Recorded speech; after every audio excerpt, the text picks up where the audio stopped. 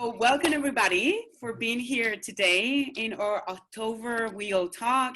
We're really grateful for you being showing up and wanting to share and listen to Thomas, what he's bringing us today.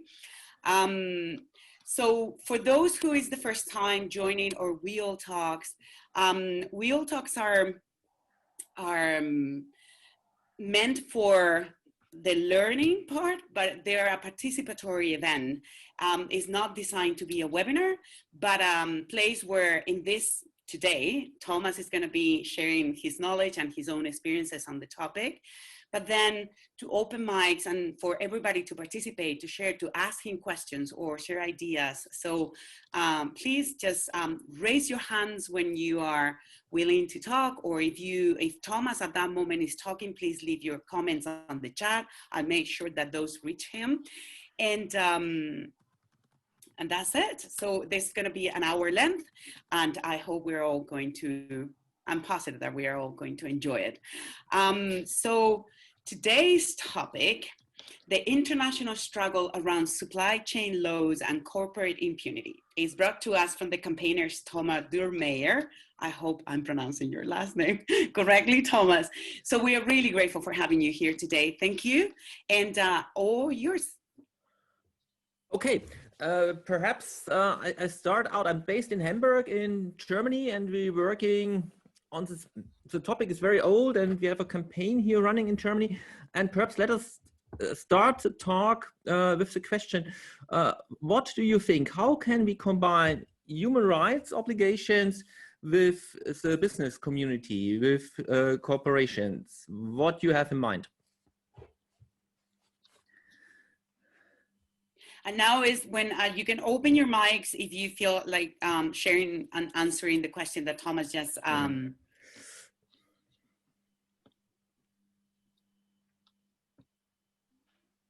do you have any ideas?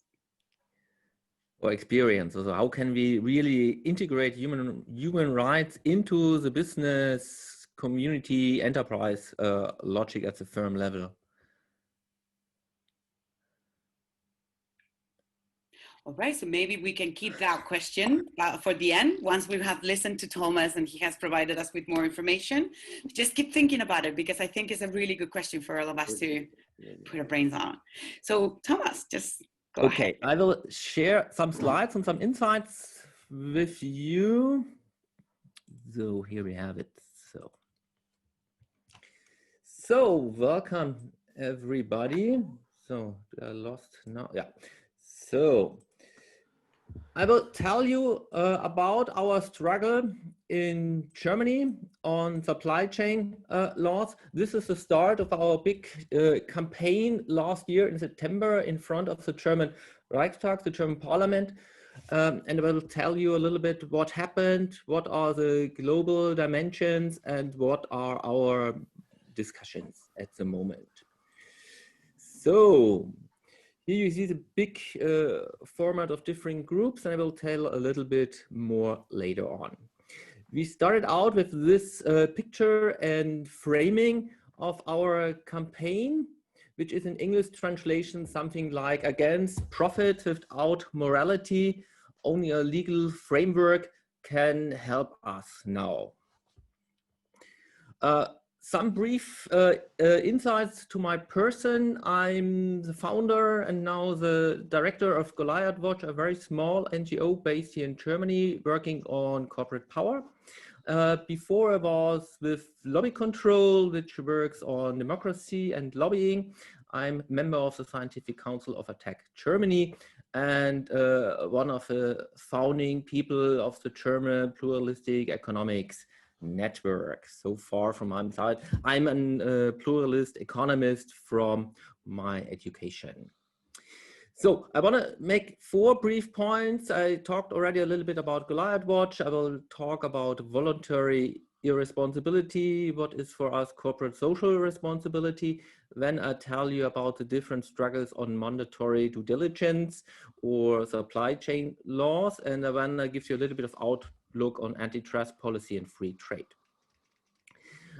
Briefly on our NGO, We work on corporate power for 3 years now. This was our big success last year against the digital giant Google, and they decreased their hate search recommendations by 30%, something like kill refugees is Google in Germany not longer putting forward as search recommendations. We fight very similar like the WEAll motto for an economy, which is for all people in our planet. And our big analysis is that corporate power is one of the big angles to get the transition going. So we have different things what we do. For example, we have a big German paper on antitrust policy done with Oxfam Germany, and we have doing guided tours through Hamburg to tell people about corporate power and climate change. That's all on us. So what is corporate social responsibility and what's the big problem? For us, corporate social responsibility, the business answer from a lot of companies is a way to stop regulation. We have regulation on labor relations and human rights for a very long time. Last year, the International Labour Organization, ILO, had its 100th birthday. And since the Second World War, we have a very strong declaration of human rights. But they have no huge impact on the business community so far. The big answer for the corporate community is always, let's make a label. One example for is the label on palm oil developed with WWF, or the World Wide Fund for Nature, and Greenpeace. And Greenpeace moved out of this label because Unilever is not doing as much as possible, which Unilever is also saying in their sustainability report. On the other side, you have labels like the Fair Trade Movement, which have a very strong standing, but only reach a market share of 4% in Germany, for example. In Germany, we have at the moment 600 labels. And it's a huge, complicated thing for all people. So there also are now computer apps to help you shopping in German supermarkets with your right ethical direction. And for us, the labels are mainly a way to put the burden of human rights and protection of nature on consumers as a scapegoat that you are now responsible to protect workers in the global south. One next step was by Kofi Annan, the former UN secretary, to put forward 20 years ago the UN Global Compact, a free voluntary commitment of corporations to follow human rights. But this was not the end of the story. There was then a commission done, chaired by John Ruggie, which said, if we want to have human rights in the business community, we need 3 pillars. The first thing is states must put laws into practice. Corporations have to follow these laws. And if there is damage done and violations of human rights, the damage, there must be a legal way for people to get remedy, which is the 3-pillar document of the UN guiding principles. So it's not stopped with voluntary things. And in Hamburg, we are working on one case where the one leading coffee dealer, which is the Neumann-Kaffee-Gruppe based here in Hamburg, which is responsible. It's a very highly documented case for forced land grabbing in Uganda, where hundreds of families were pushed from their land. This is a picture done by the Ugandan military force, where the people were forced out of their land, and the legal case is still pending for 19 years now. The first lawsuits they won, but now the whole thing is moving again, and it's a really horrible case. And the Neumann-Kaffee-Gruppe is responsible for 10% of global coffee trade. It's based here in Hamburg. And therefore, a lot of NGOs, trade unions, environmental groups said last year, we need a legal framework. We not longer want labels and multi-stakeholder forums. We want a law where we have a good, fast, and clear way to find remedy. So for one of the big cases in Germany, which we pushed forward, was the death of over 250 people in Pakistan, where a factory burned down and people were not able to get out of the building. Yeah, so that's one huge case.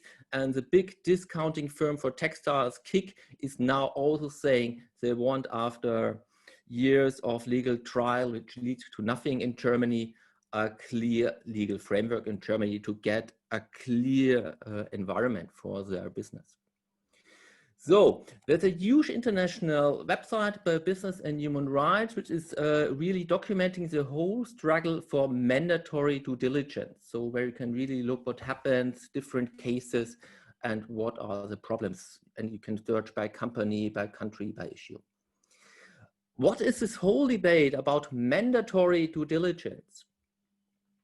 We are a huge network at the moment in Germany. We have over 100 organizations, from development like Oxfam, from corporate accountability, the big German corporate accountability network, to trade unions, environmental groups, workshops, and many more. So there's a huge network which we only get going every 10 years. And it's really in the same direction. A lot of European countries are moving. We have laws in different countries, like in the Netherlands. In Switzerland is a huge fight, and France put 2 years ago a law in practice where corporations have now to follow due diligence laws. And the European Union is planning to start a directive next year. So, and we have a global struggle at the United Nations. The Human Rights Commission is started by Ecuador and South Africa, international treaty for human rights, but Germany and the European Union is very much trying to prevent success there. There's a huge international network, it's called Stop Corporate Impunity. So that's are the struggles. A little bit more on Germany. We, at the moment, that was 4 weeks ago, where we stand in front of the seat of the German government of Mrs. Merkel, where we gave over 200,000 signatures demanding a law. At the moment, we have a huge impasse that the Minister for Economics, Mr. Altmaier, is really in line with the major business association and preventing any movement further. There were endless meetings now where Angela Merkel, the chancellor, is saying we will have a law, but the Minister of Economics is really preventing anything at the moment. So it's unbelievable. And the business community, here we have the two ministers, one for development and the other for labor relations. Both are very much, one social democrat, one conservative, are both in line for this law and fighting for it for over 1 year now. And the business community is very much divided in Germany, which is very, at the first glance, very surprising. We have the big associations like BDR and BDI, which are very much against it. And we have companies like Edeka, Daimler, Nestle, which in favor for a strong supply law in Germany, where corporations must follow human rights, integrate them in the risk assessment, must make measures, and are then legally responsible for remedy and can be put in court in Germany. So my conclusion, what we see is we have, perhaps I go one step further when I come back, we have historical double movement. We have on one side a huge civil society movement to mandatory due diligence laws, which looks very promising at the moment. But on the other side, and this is this slide, we have a huge expansion of corporate laws and for us injustice in international trade agreement, for example, with Canada and the European Union or with Japan. And we have a huge increase of corporate power in digital markets like Amazon, which really destroying markets and the economy. So we have this double movement. On one side, we are winning on the human rights issue. On the other side, we see that the power of big corporations are increasing in other fields. So for us, the major talk is really about how we can diminish corporate power to save the economic system. Yes, and for us, antitrust policy is also very important. So I come to my end. Thank you very much for your attention. It was everything for everybody. I'm interested in your question and comments and your insights. So Thomas, maybe you can stop sharing the screen so we can see everybody, just in case they raise their hands, even though they have an option on the Zoom. But so maybe now, Catherine was mentioning on the chat that she didn't have the opportunity to listen to your question at the very beginning. So maybe you want to repeat it, or the other questions that you have ready as well for the participants. And of course, any comments that you would like to mention. Peter, I noticed that you wrote down a couple of things on the chat. Please open your mics, and this is the time for us to talk about what Thomas just presented.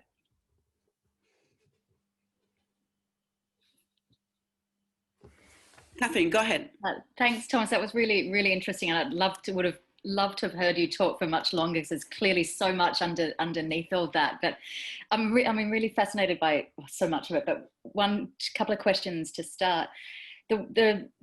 The Ministry of the Economy, if understood correctly, overriding the intentions of the Chancellor and others. I'd love to hear a bit more about that. Are they giving a rationale? Are they really saying we can't afford these sorts of human rights processes? It mirrors a quote I often use from a British civil servant saying, the prosperity agenda is high up. We don't have time for things like human rights.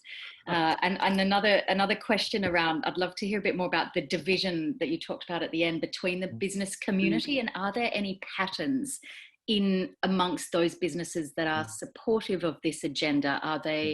Is there anything we can learn about the nature of those businesses? Are they, for example, more long-term? Do they have a different sort of shareholding or different ownership structures? I'd just love to learn from those that are behind this agenda. What are there certain characteristics that we might be able to say these are the sort of business models, business structures that are more positive to such agendas? But thank you so much.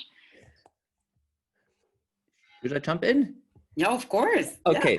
It's very interesting. We have now a very much divided government in Germany about this issue. So the big arguments from the ministry and for companies which are against are mainly, we have now the corona burden, or the COVID-19 burden. It's too much at the moment. We have to wait. Yeah. On the other side, next year we have elections in Germany, and the coalition between the Social Democrats and the Christian Democrats have in the coalition treaty, they will make a law if the German business community is not doing human rights due diligence voluntarily. And we have a huge analysis done this year that only less than 20% is following voluntary human rights laws, like put down, and processes like put down in the Global Compact. So therefore, it's very clear, and we only have 1 year left to the elections. So that's the time window. So Corona, it's too much. The other big argument is that's bureaucracy, and we cannot do it on the whole supply chain. It's too much. It's not doable. Nobody can do it. The next thing is it's a competitive disadvantage for the German business community. German corporations cannot do this in competition with US firms or so on. Then the midterm argument is always, yes, we have to do it at the European level. Yeah, Germany cannot do it on their own. That's too much. Yeah, so that are mainly the big arguments, and then is two tricky arguments which are coming out. The one thing is, if we introduce this law, poverty will increase in Africa or South Africa or South America or Asia, because corporations will move out of these countries with these legal bindings. It's something like social protection. And the next, what else? Whatever. But the argument, why are corporations for it, like Nestle or Kik? They want to reduce the risk of the legal danger to get sued. So we have in Germany one reason where people say we want to have a very clear legal structure what we have to do. It's better for everybody. Some firms are really frustrated after years of doing multi-stakeholder forums, discussing with different actors. People really want to have now an easy and for all binding solution to the problem of human rights. There are businesses which say, we don't want to have child labor. It's bad for our reputation, our brand. We want to have a solution. And the next thing is corporations which are much progressive, like out of the economy of the common good companies, or companies which are very much in front of sustainability and human rights, say we want to have a minimum competition standard, that not the bad apples really pushing us down and out of the market, that really at least everybody should follow a minimum standard. And the big argument, this will increase the price of the final product too much. There was a huge survey done by the European Union, and they are saying, no, it will only be on average 1% maximum, the increase for the final product with basic human rights. So that's more or less the debate and the arguments so far. Thank you so much, Thomas. So Paru has a question as well.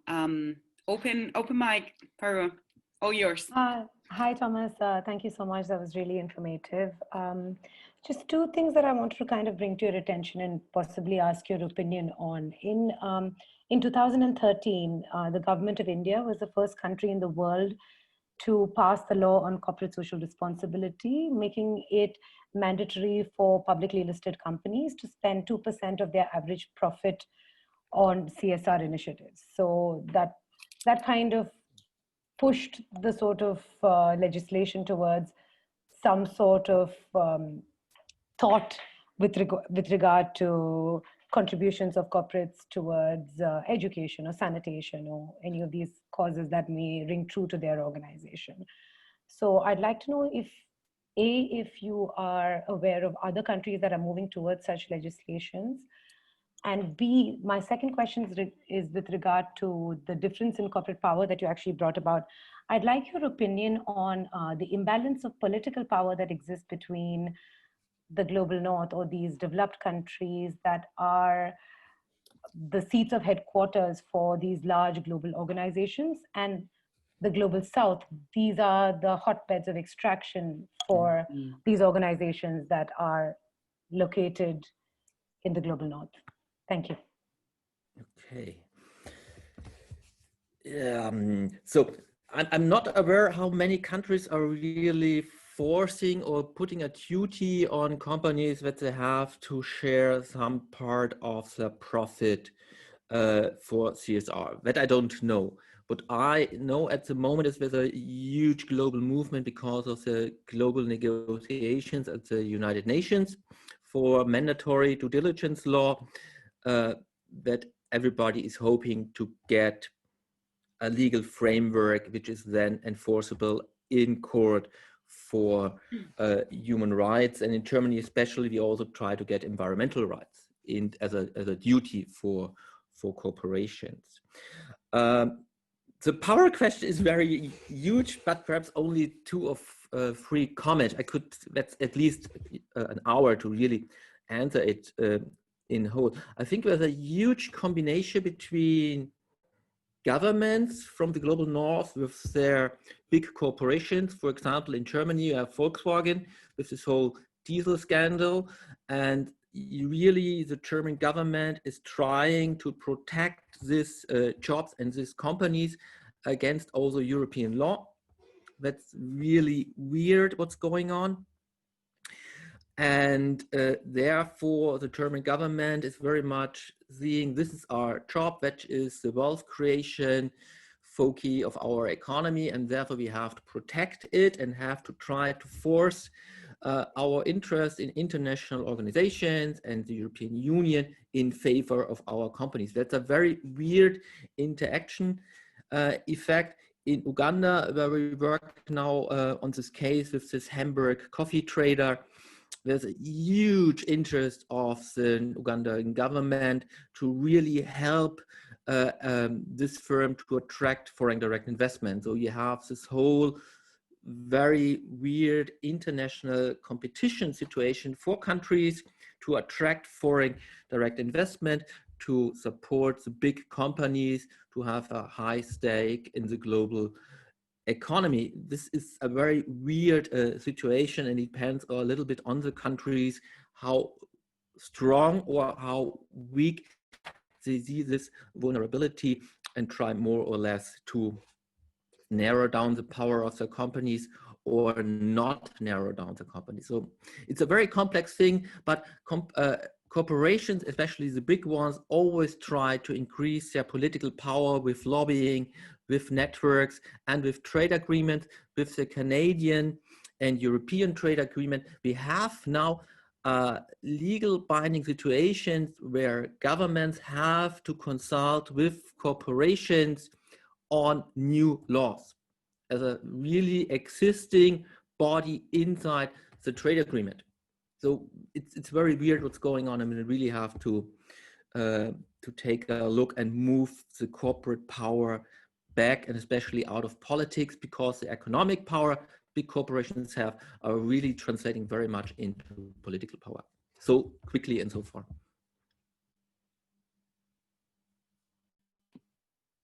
Thank you, Paru. I don't know if you want to add anything to. No, thank you. Thank you. Okay, thank you. Thomas, you want to, do you want to share again the questions, or would you like to? Yeah, I think one question is for me, I think does anybody believe in voluntary corporate social responsibility, or is everybody online that we need laws and really mandatory strong laws and courts to push human rights and environmental duties inside the business enterprise? Go ahead. Whoever, you can open your mic and Chris, go for it. I'm very skeptical about companies, particularly public companies, doing anything that will minimize or restrict the shareholder value. So I feel that we certainly can have a free market, but we do need the laws to make sure that we don't get the downsides that we're talking about in the infringement of human rights and also the damage to the planet. So I think that has to be done as fast as possible. So I think I fully support the idea of bringing in laws, and I think you're doing a great work, Thomas. Lovely. Yeah, thanks. Yeah. Thank you, Chris. Yeah. Yeah, I think I agree with Chris, especially on the public companies front. I think in my research, I've worked with a lot of very small enterprises who go above and beyond to make sure that they're being sustainable and treat their suppliers appropriately as well. But all of those were either community interest companies or just sole traders owned by the founder. Any variation of those really. And I think if you don't have that external investor pressure, then as a company, you probably have much more leeway of doing things your way, the right way, or incorporating human rights. But yeah, I guess once you do have a large amount of shareholders and they think like Milton Friedman, then there will be this push or squeeze to minimize your CSR if it impedes on your profits. So I'd be interested to hear your opinion, maybe Thomas, on the new corporate structure they have in France now with the Entreprise à Mission and the fact that the Danone shareholders voted for that. I'm not sure if you heard about it. No. So in France, they've created a new legal structure for corporations where corporations, public listed corporations, can be a mission-driven enterprise at the same time. So they then have to dedicate, I think, 20% of their profits or something to certain causes, and they have to make sure that they do stick to human rights and so on. And the shareholders of Danone, the big dairy conglomerate, actually voted to make that change to the new legal structure. So it kind of was shareholder-driven change, which I found quite interesting. Oh, that's interesting. I think we have to think about how we change the corporate legal structure. I think one big mistake for public companies based on shares is that we really allowed them to do anything in their direction. When we started out with share companies, there was really that it's a very narrow focus, and they have to get a charter and a very strong focus what they're allowed to do. And now they are allowed to do really anything, and really to narrow down the scope of this huge and powerful share-based cooperation to a narrow field and increase the focus, to narrow down the focus is a great idea. I really have to look at it. Thanks a lot.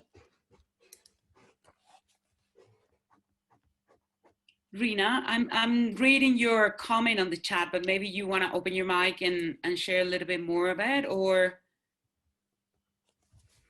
Yeah, sure. Yeah, the one I wrote down in the chat was something that I just, it triggered my, sort of what I knew from the forest related sort of sector, that the Rainforest Alliance was giving the seal, sort of the certification to the company in Brazil, which was, practicing slave labor. So I thought it was, and then, the sort of importance of having this kind of investigative journalistic work, working together, also, like besides the activist network.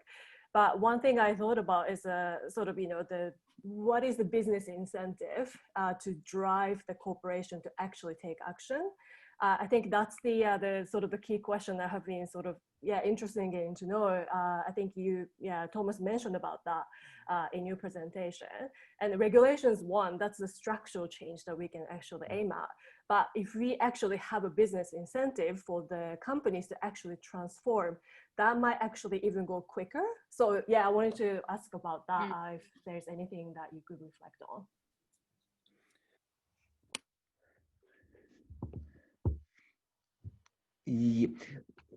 Yes and no. And also the question how we get the business community doing different things. And I think the voluntary approach really failed so far. And then we can talk about, do we give them subsidies, or do we say if you do this and this and that, then you get only public funding or specific support, which is very much in line which the Christian Felber and Economy for the Common Good community is also very strongly put forward. Yeah, and that's a big point, which we also say, if companies are doing fail to do specific human rights duties, then they are not allowed to get export subsidies or specific public how we call this in English, then you're not allowed to get contracts by the government for specific things. That's really helpful, but I think in the end, the business of business is business, to create, to make a profit. And if you really have a risk and a legal duty to do this, otherwise you get sued and you have to compensate the victim, then you have a different, clear, integrated monetary incentive to do this. Yeah, that would be really, I think you can combine this, and you have to combine this, and you also have to think how we enable and improve the power of the workers and the people in the global south to go to trial and to be able to fight a legal battle with a big corporation. Yeah, that's also a big debate how we must integrate this law. But I think in the end you have to have some way to get into the profit function of the company. Can I ask a follow-up question?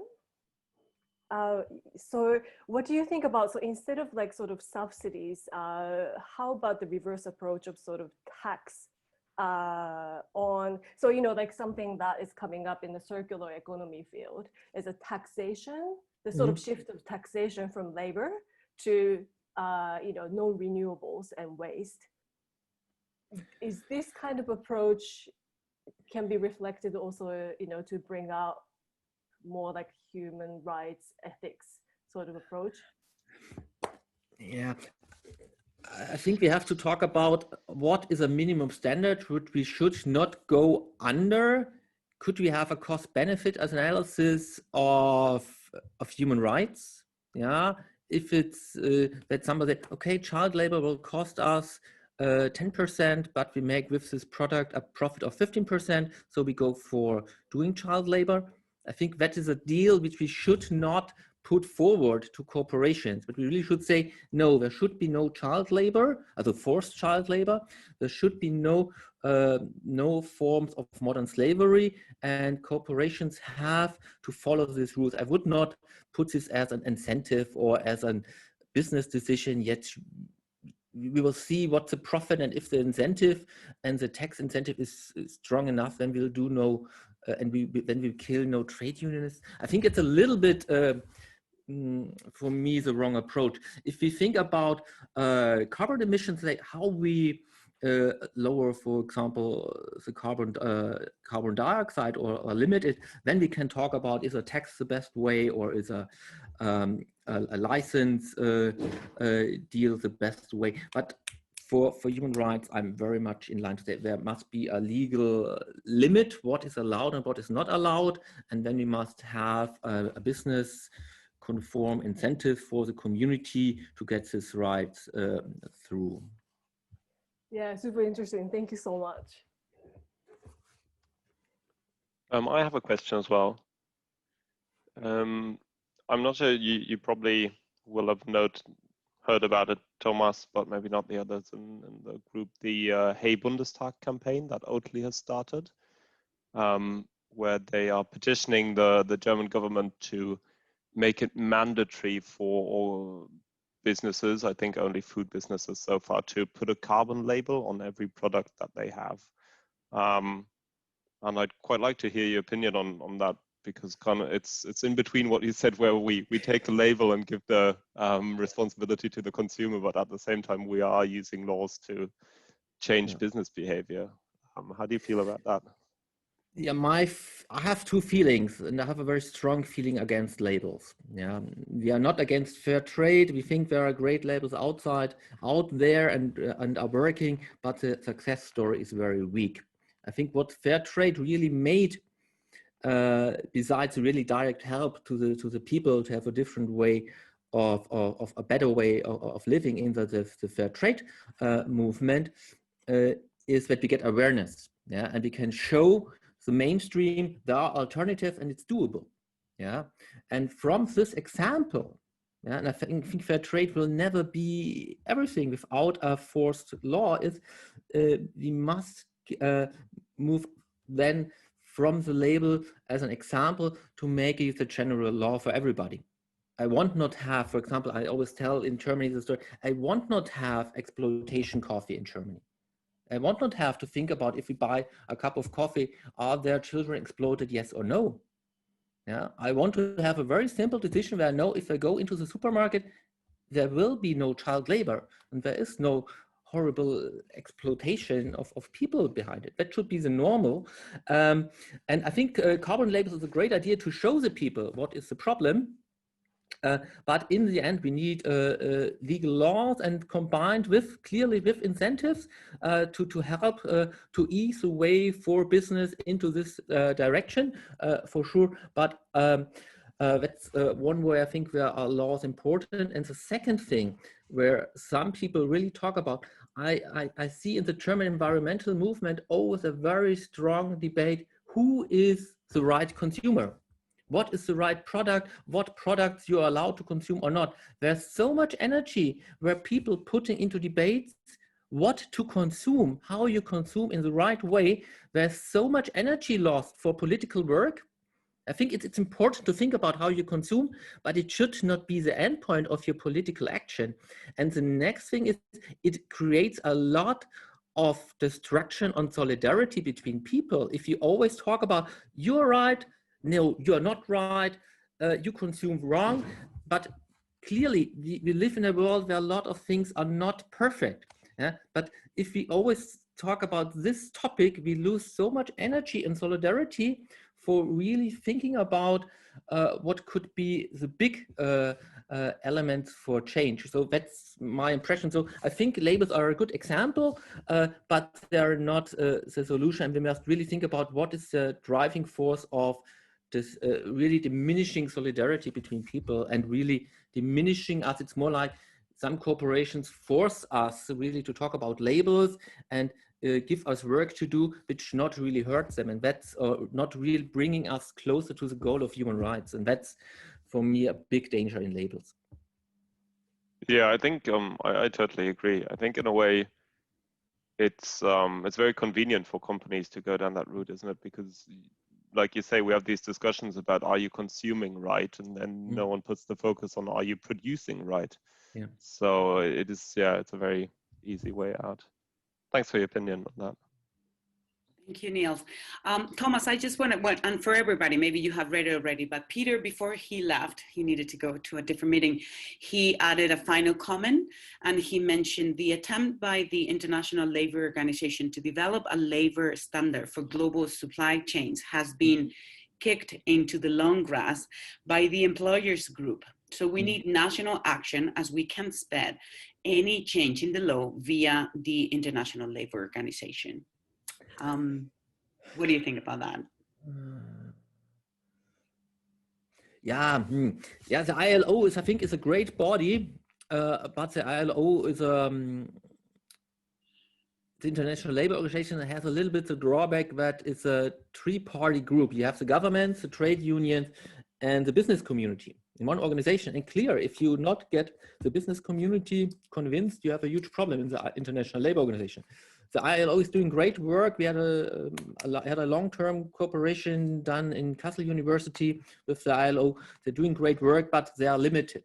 Yeah, and therefore, I think the approach from South Africa and Ecuador to say, let's move to the United Nations, and the Human Rights Council is doing such a great work for really decades to pushing forward. We need an international treaty which must be above international trade law.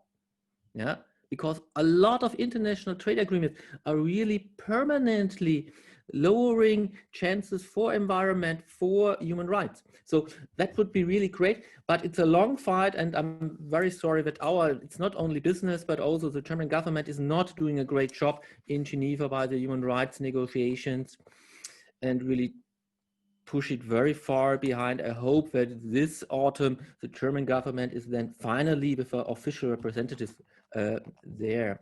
So far, I think ILO is doing great work, but we must think about the European level and the national level and the global level, especially in relationship with international trade law developments.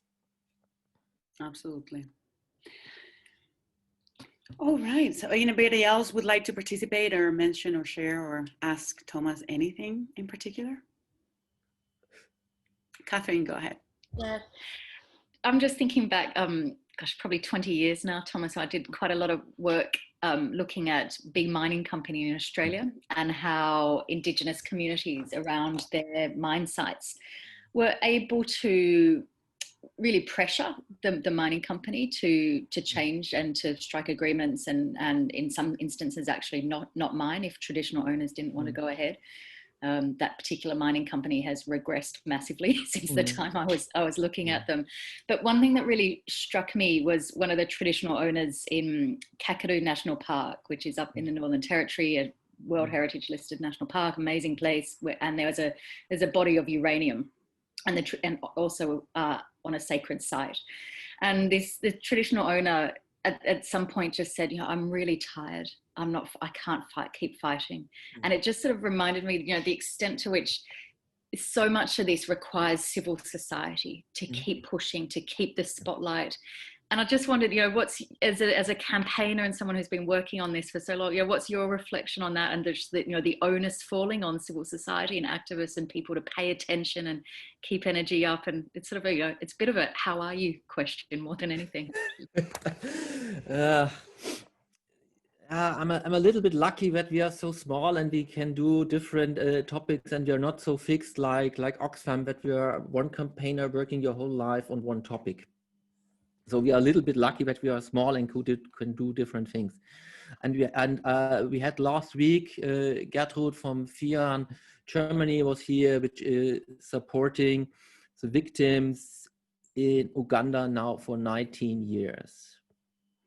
With huge drawbacks. For me, I think I have this very strong feeling that I feel this horrible things done to people, that it hurts me that people not getting their human rights and people get pushed from the land, losing their subsistence level, cannot grow food anymore. It's really horrible. Yeah. And I want to live in a world which is not based on this.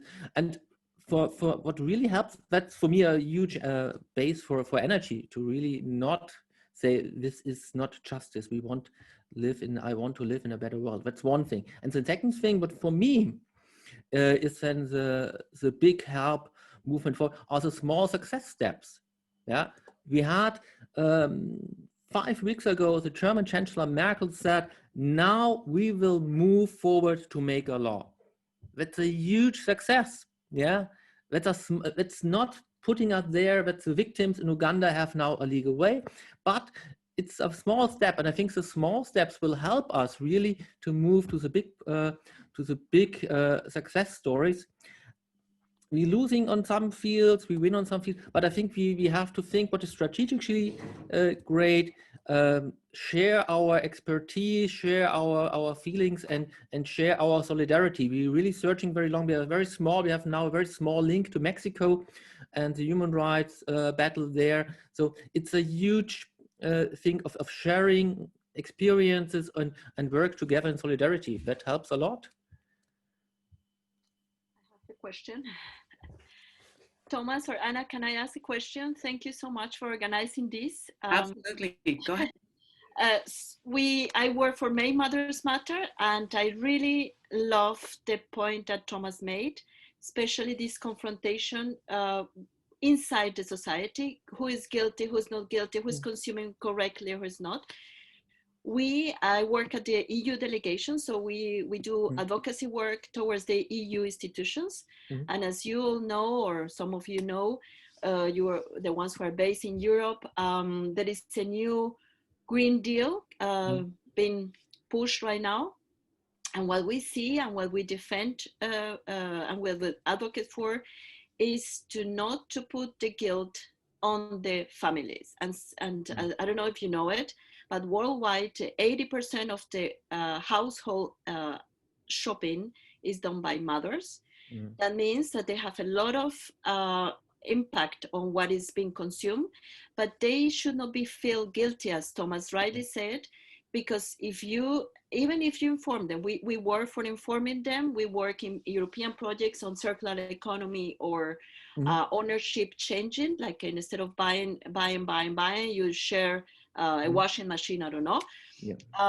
And our point there is you need to inform them, but also you need to support them, because low income families, single mothers don't have the means to pay bio, even if the market says bio is so cheap and so on. It's not. Many products are not cheap if they are produced in a good way. So society and policymakers and measures have to come to help families. And I really love that you put the point on that, because it's really like if we inform everybody and our laws have to be if they know what to consume, then it's not the point. I think the point is we need to support especially the most vulnerable ones. And for us, single mothers are the most vulnerable ones, because they have all this charge on them. So thank you so much. It's not our expertise at all, but that really points, put the dots on the point, on the things. Thank you so much. Yeah, you're welcome. Can I make a brief moment? The social inequality question, I think, is a very huge important one if you think about an environment and about the social question. What we for the basic human rights and labor rights question at the moment, it's not such a huge impact if we get a German supply law, but for the environmental topics, it's a huge emphasis, and therefore also Thomas Piketty in his big book Capital in the 21st Century wrote it very clearly, and that's also our position. If we really want to get the environmental to really rescue our planet, we have to really think first about the social redistribution and enable the lower income segments of our society to really do the steps. Yeah, and for us, and we have now a very interesting discussion in Germany, which is 5 years behind the United States debate about big corporations, is we have to get our political and economic system back from the big corporations. We have markets where a few corporations control the complete market. Yeah, and this huge economic power leads to huge political power. Yeah, and the whole debate on antitrust, yeah, really demolishing and decreasing the size of big corporations should be really linked. And for us, start first with antitrust, then we get the political freedom to change the distribution, and then we can solve the environmental problem. Thomas, I think Lady has a question. A few people have to leave. We're really close to the hour. Thank you, Rina, for joining us. But Lady, please, I think I'm gonna wrap up with your question or with your comment, and then, yeah, we'll leave it. But please share. Yeah, thank you. Thank you very much. My question is related to global value chains and stakeholders. For example, I know that the palm oil value chain, well, the consumption of palm oil, the global consumption is very much in India and China, for example, and I guess that in other value chains, it happens the same, that the consumption is focused in third countries, not in Europe, right? Or, yeah. And I would like to know which efforts, how if you are doing something in that respect. I mean, because if you are working in Germany to push something in Germany is great, but you know that you are affecting a small share of the whole value chain, right? And if you are connecting somehow strategically with India or China or, you know, the global level. Thank you. Yeah. Sorry, we are not connected with the only international, the only global connection we have at the moment is WEAll. We have a European network of corporate research, and we have now a small link to Mexico. We're a very small NGO fighting for existed at the moment. But we really want to have a much broader connection. Big partners in the German network for corporate accountability, like Miserio or Oxfam Germany, they have all the networks, and we see the interaction. What we see now for us is we have to get our German government on the right track to really not put huge barriers in front of the initiative from South Africa and Ecuador in the United Nations. That's for us our homework we have to do in Germany, and exchanges. And so far we are not able to really work on India and China at the moment, but we have a small link to Mexico. Oh, well, this is coming to the end. What can I say? But thank you so much, Thomas. It's been really interesting, and I'm taking a lot of insights, and I'm taking a lot of information that I need to sort, you know, I need to reflect on, and I'm positive that everybody's feeling the same way. I will share with you the chat, because many people, when they left, they live really, you know, they left very grateful to you and to everything that you brought to the talk. And so I want you to have that information. So, well, next month I will be sending you more invites and more for the November WEAll talk. And thank you for participating. Thank you for being here.